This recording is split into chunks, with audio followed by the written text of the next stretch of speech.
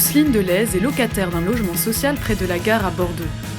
Très sensible aux questions d'environnement, elle a installé chez elle il y a 2 ans un bioseau pour revaloriser ses déchets organiques selon la méthode japonaise du bokashi. On met les déchets. Voilà.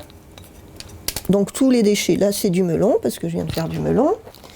Et une fois que j'ai mis mes déchets, je prends un petit peu de son de blé, je saupoudre sur les déchets, et ensuite je prends la petite pelle et je tasse.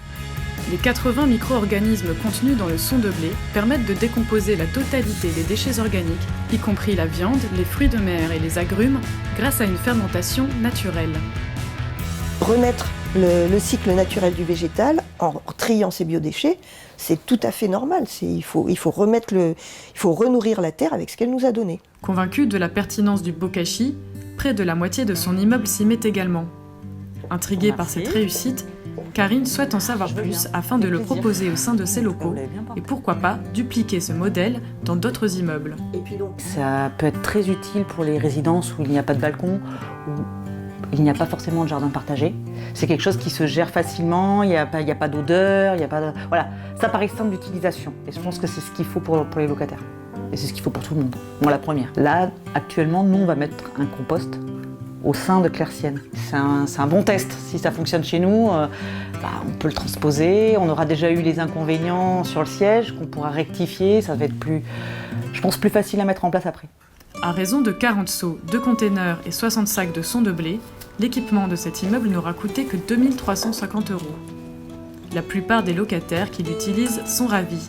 Je ne connaissais pas d'autres systèmes de compostage. Par contre, j'avais entendu parler des petits verres. Et moi, les petits verres, ça ne me disait rien dans mon appartement. J'ai pas de balcon.